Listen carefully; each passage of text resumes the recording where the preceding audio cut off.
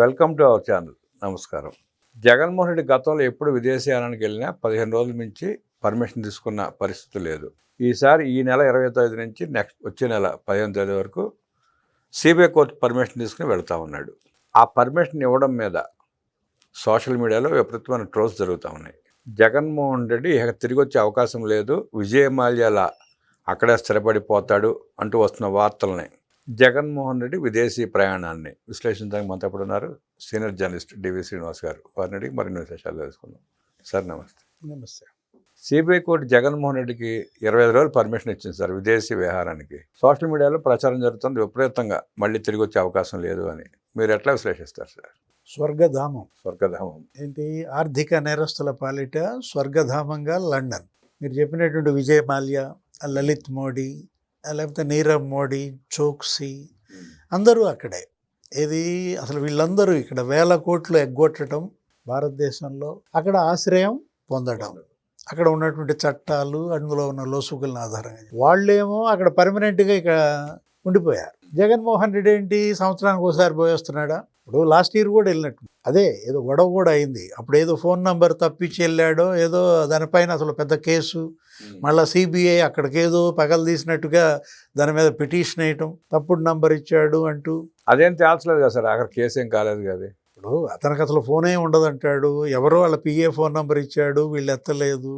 ఇప్పుడు మళ్ళీ ఈ పర్యటనకి పర్మిషన్ ఇచ్చింది, సేమ్ కండిషన్స్. అప్పుడు ఆ పర్యటనకి ఏ షరతులో ఇప్పుడు అదే షరతులు. ₹1,00,000 పూచీకత్తు. ₹1,00,000 పూచీకత్తు, ఫోన్ నంబర్ ఇవ్వాలి, లేకపోతే ఏది ఆ మెయిల్ ఐడి చెప్పాలి, ఎక్కడ ఉంది సమాచారం ఎప్పటికప్పుడు ఇస్తూ ఉండాలి. నెక్స్ట్ లాస్ట్ టైం ఏమైనా షరతు పెట్టారు, తిరిగి వచ్చినాక మీరు కోర్టుకు హాజరుగండి అన్నారు. పోయిన అక్టోబర్లో లండన్ నుంచి తిరిగి వచ్చినాక ఈ డే టు డే ఎంక్వైరీస్ ఇక బిగిన్ అవుతాయి, మీరు కోర్టుకు హాజరుగండి అంటే అతను పెద్ద సర్కస్ చేశాడు. ఓ పెద్ద ర్యాలీ పెట్టి పెద్ద ప్రొసెషన్ లాగా హైదరాబాద్ అంతా ట్రాఫిక్ మనం చూసాం. హడావుడి చేసి కోర్టును భయపెట్టే ప్రయత్నం చేశాడు. అక్కడికి వెళ్ళి కూర్చున్న తర్వాత కేవలం 3 నిమిషాలే మీరు చెప్పుకునేది ఏమన్నా ఉందా అని అడుగుతారు. ఈయన కూడా మాట్లాడి ఈయన నవ్వుతాడు అంతే. అక్కడ ఉన్న అడ్వకేట్ నో అనో ఏదో చెప్తాడు, వచ్చేసాడు. అంటే దీనికోసం అదొక ప్రహసనంగా మారిన దీంట్లో ఇప్పుడు ఈ కండిషన్స్లో ఏం పెట్టింది, మీరేమి రావాల్సిన పని లేదు, జూమ్ ద్వారా అటెండ్ అయితే చాలు అన్నట్టు. వచ్చినాక మళ్ళీ ఎగ్జామ్షన్ అంటే మొన్నటి ప్రహసనం గుర్తొచ్చిందో ఏమో, ఎందుకు జనాన్ని ఇబ్బంది పెడతాం అనుకున్నారో ఏమో. ఇప్పుడు సిబిఐ కోర్టు ఇవాళ 11 కేసులు ఏంటి, ఇదొక పెద్ద ఛాలెంజ్గా ఉంది. ఏ ఆర్థిక నేరస్తుడు 13 ఏళ్ళు 14 ఏళ్ళుగా ఇలా బెయిల్పై లేడు. కోర్టుకి జగన్ రెడ్డికి ఛాలెంజ్ కాదు కానీ ఈ కేసులు ప్రజలకు ఛాలెంజ్గా ఉంది. అంటే భారత రాజ్యాంగానికే ఒక సవాల్. ఇప్పుడు ఈ వ్యవస్థలను తీసుకున్నది పెట్టింది ఇట్లాంటి నేరస్తుడు అంటూ ఒకడు పుడతాడని, అతను ఈ విధంగా న్యాయ వ్యవస్థని ఇట్లా నిలబెడతాడని, దోషిగా దర్యాప్తు సంస్థలను ఇలా నిలబెడతాడని నిందితులుగా వాళ్ళు ఊహించి ఉండరు. ఇప్పుడు ఏంటి, అతనెవరు, retired DGP Prakash Singh last టైమే కామెంట్ చేశాడు, అసలు ఎక్కడన్నా దేశంలో ఎప్పుడన్నా ఉందా 13 ఏళ్ళుగా బెయిల్పై ఉండటం ఏంటి. సిపిఐ నారాయణ మనం చూసాం ఆయన అన్న మాటలు. అంటే ఇప్పుడు ఇక్కడ దర్యాప్తు సంస్థల ప్రధాన దోషి కోర్టుల జగన్మోహన్ రెడ్డి, విజయసాయి రెడ్డి కాదు. ఈ కేసుల్లో A1 A2 తిరగబడి ఎవరుగా మారుతున్నారు, దర్యాప్తు సంస్థలే A1 A2గా మారిన పరిస్థితి. 136 డిశ్చార్జ్ పిటిషన్లు వేస్తారా? 136 ఏళ్ళు దర్యాప్తు చేస్తారా, విచారిస్తారా? ఇంతకన్నా ఇంకా ఛాలెంజ్, ఇంతకన్నా సవాల్ ఇంకేం కావాలి? అసలు వాటిని ఎలా అనుమతించారు? ఇదంతా మనకు కనపడతల్లా. ఒక క్విడ్ ప్రోకోగా 136 డిశ్చార్జ్ పిటిషన్లు వేయటం ఏంటి, వాటిని అలౌ చేయటం ఏంటి? ఒక్క డిశ్చార్జ్ పిటిషన్ పైన కూడా ఇంతవరకు సరైనటువంటి విచారణ, వాటిని కొట్టేయటం, వాటిని ఏదో ఒకటి చేయటం, అడ్మిట్ చేసుకోవటం ఏమీ తేల్చకుండా ఇంకెన్నేళ్ళు నానుస్తారు ఈ కేసులు? ఇప్పుడు ఆ 11 కొట్టేయండి, అతను ఫ్రీగా వదిలేయండి. మీకు చేత కాకపోతే లేదు విచారించండి, నిగ్గు తేల్చండి. ఇప్పుడు ట్రయల్ ఇంతవరకు మీరు స్టార్ట్ చేయకుండా దానిపైనే కదా మొన్న అభిశంసన, మొన్న అక్షింతలు, ఈడీ 9 కేసులు ఉన్నాయి. ఎన్నేళ్ళు పెండింగ్? ఈడీ కూడా మాట్లాడట్లేదు. ఇంతవరకు నాకు తెలిసి ఒక 3,000 కోట్ల రూపాయల ఆస్తులు జప్తు చేశారు. ఆ రోజు సిబిఐ ఏమని చెప్పింది, అఫిడవిట్ 43,000 కోట్ల అక్రమ ఆస్తులు అని చెప్పి నిగ్గు తేల్చి ఇచ్చింది. మీరు 43,000 కోట్ల ఆస్తులు జప్తు చేయాలి. కానీ మీరు జప్తు చేసింది మొత్తం అన్నీ కలిపినా చివరికి ఆ సాక్షి ఏది జగతి పబ్లికేషన్స్, ఇందిరా టెలివిజన్ వాళ్ళ యొక్క ఫిక్స్డ్ డిపాజిట్లు ఒక 150 కోట్లు అవి కూడా కలిపినా కూడా ఎంత అయింది? మొత్తం 3,000 కోట్లు కూడా కాలేదు. ఏంటి అసలు మీరు ఈ కేసుని, ఈ జగన్మోహన్ రెడ్డి యొక్క కేసులను కొలిక్కి తెద్దామని, ఒక లాజికల్ ఎండ్కి తీసుకెళ్దామని వ్యవస్థకు ఉందా లేదా? ఆ ఉద్దేశం కనపట్లేదు సార్ వాళ్ళు. ఇప్పుడు మీలో ఉన్నటువంటి ఈ లొసుగులను ఆధారంగా చేసుకుని అతను గేమ్ ఆడుతున్నాడు. పోయిన సంవత్సరం వెళ్ళాడు, వాళ్ళ పిల్లలు వచ్చారు, మళ్ళీ ఈ సంవత్సరం వెళ్తున్నాడు. ఇప్పుడు లండన్ అంటే గతంలో ఏంటి, అక్కడ ఒక పెద్ద దీవి కొన్నాడని ఎక్కడో చూసా, ఏదో సోషల్ మీడియాలో. అది వాస్తవమో కాదు, అక్కడ ఒక పెద్ద బ్యాంక్ పెట్టాడు ఇతనే అన్నారు. ఇప్పుడు అదే ప్రచారం జరుగుతుంది సార్. దీవి కొన్నాడు, ఇల్లు కూడా ప్యాలెస్ కూడా కంప్లీట్ అయిపోయింది, గృహప్రవేశం ఉంది, అందుకే ఎన్ని రోజులు తీసుకున్నాడు పర్మిషన్ అని చెప్పి కూడా అంటున్నారు. ఇప్పుడు అక్కడ పిల్లలు ఉన్నారు, హర్ష వర్ష, మీరు మానవీయ కోణంలో అనుమతి ఇచ్చారు, అతను వెళ్తాడు వస్తాడు. ఏంటి ఎన్నాళ్ళు ఇలా, ఎన్నేళ్ళు ఇలా? ఇది ఒకటి ఇక్కడ మనం తీసుకోవాల్సింది. దేశంలో కాదు, ప్రపంచంలో ఎక్కడన్నా కోర్టులకి ఇలాంటి ఛాలెంజ్ ఎదురైందా? ఆర్థిక నేరస్తుల పట్ల ఈ విధంగా ఉదాసీనత ఉన్నదా? ఆ విజయ్ మాల్యా, నీరవ్ మోడీ వాళ్ళు ఏమనుకుంటున్నారు, అరే మనం పొరపాటు చేసాం, అనవసరంగా పారి ఇక్కడికి వచ్చాం, అక్కడే మనం కూడా పార్టీలు పెట్టుంటే బాగుండేది, ముఖ్యమంత్రులు అయిపోయేవాళ్ళం.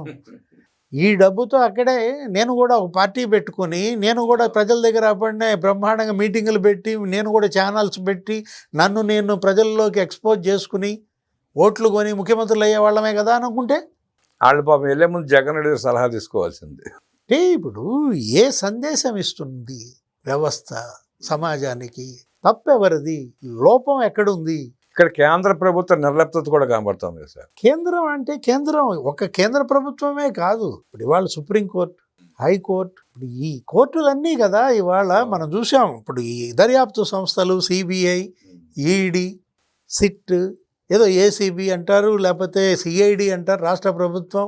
అసలు ఏ కేసు కూడా మీరు లాజికల్ ఎండ్కి తీసుకురాకూడదు అనేమైనా ఒక సిద్ధాంతం పెట్టుకున్నారా?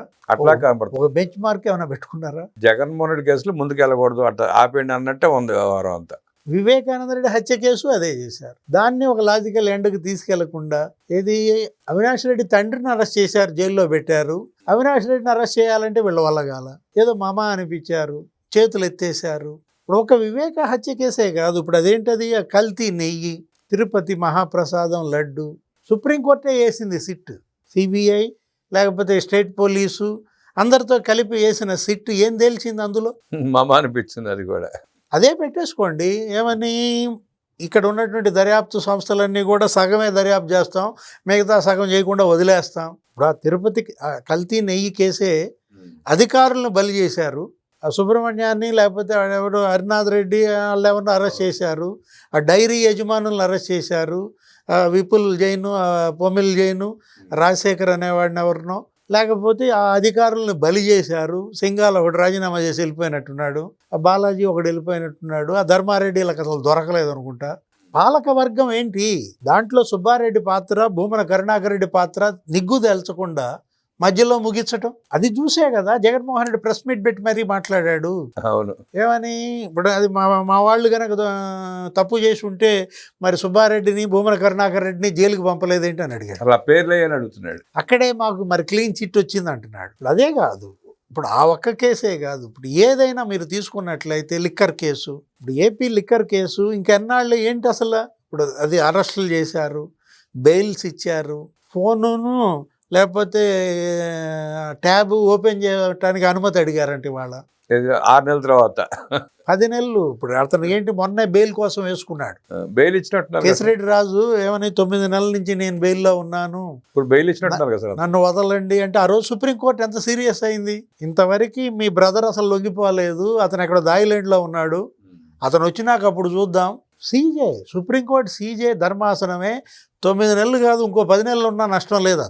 అంత సీరియస్గా కోర్టు ఉన్నప్పుడు సరే బెయిల్ ఇచ్చింది, ఇప్పుడు బెయిల్పై వచ్చాడు అంటే ఇంతవరకు 10-11 నెలలైనా మీరు ఆ ఫోనును, ఆ ట్యాబ్ మీరు ఓపెన్ చేయలేదంటే, ఇప్పుడు మీరు పర్మిషన్ అడుగుతున్నారంటే, అదేదో రేపు 20కో ఏదో వాయిదా పడిందంట. అంటే ఇప్పుడు ఏంటి డ్రాగాన్ చేయటం అంటే డేటా అంటే డిలీట్ అయిపోద్దని చూస్తా కూర్చున్నారేమో సార్ ఈ లోపు. అంటే ఈ నత్త నడకన దర్యాప్తులు లేకపోతే ఏజెన్సీలు ఏ కేసుని మీరు ఒక కొలిక్కి తెచ్చారు అని అడుగుతున్నాను. ఏది లేదండి. అంటే దాన్ని అడ్డం పెట్టుకునే కదా జగన్మోహన్ రెడ్డి ఈ విధంగా గేమ్ ఆడుతోంది. ఆఖరికి ఎన్ఐఏ కోడిగత్తు కేసు కూడా ఇంతవరకు తేల్చలేకపోయింది. అంటే ఇక్కడ ఏంటి, ఎవరు తెలియగలాళ్ళు? జగన్ రెడ్డి. ఇప్పుడు నిందితుడిని కంట్రోల్ చేయాల్సింది, అదుపు చేయాల్సింది, అరెస్ట్ చేయాల్సింది వదిలేసి వ్యవస్థ ఒక నిందితుడి చేతుల్లో కీలుబొమ్మ అయిందా? అవును. ఫస్ట్ టైం చూస్తున్నాం దేశ చరిత్రలో మొదటిసారి చూస్తున్నాం అనమాట. ఇప్పుడు ఇక దీన్ని అడ్డం పెట్టుకుని రేపొద్దున ఎవరైనా ఇదే ప్రొసెసర్ ఫాలో అవుతారు. అంటే డబ్బు, పవర్, పొలిటికల్ పవర్ చేత పట్టాడు, అటు డబ్బు పుష్కలంగా ఉంది, 1000 కోట్లు 1,00,000 కోట్లు.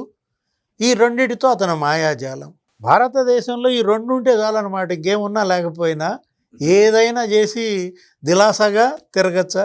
నిరూపించాడు కదా సార్ జగన్ రెడ్డి అదేనని. దీన్ని ఇవాళ అడ్డుకట్టపడాలి. ఇప్పుడు ఏ అంగమైనా పెరగకూడనంత పెరిగితే పరిణామవాదం ఏదో చెప్తాడు డార్విన్, దానంతట అదే దానికి అడ్డుకట్ట పడుద్దని. దీనికి కూడా అదే. ఏది ఇవాళ ఇలాంటి కేసులు, ఇలాంటి ఈ క్రైమ్, దీనికి అడ్డుకట్ట కూడా వేయాలి. ఆ వేయాల్సిన బాధ్యత కూడా పెద్దలదే. వ్యవస్థ మేల్కోవాలి, వీళ్ళ ఆట కట్టించాలి. వ్యవస్థలతో ఆడుకుంటున్న జగన్ రెడ్డిని కట్టడి చేయాల్సిన బాధ్యత పెద్దలకే ఉందంటూ విశ్లేషించిన డి శ్రీనివాస్ గారికి ధన్యవాదాలు తెలియజేస్తూ నమస్కారం.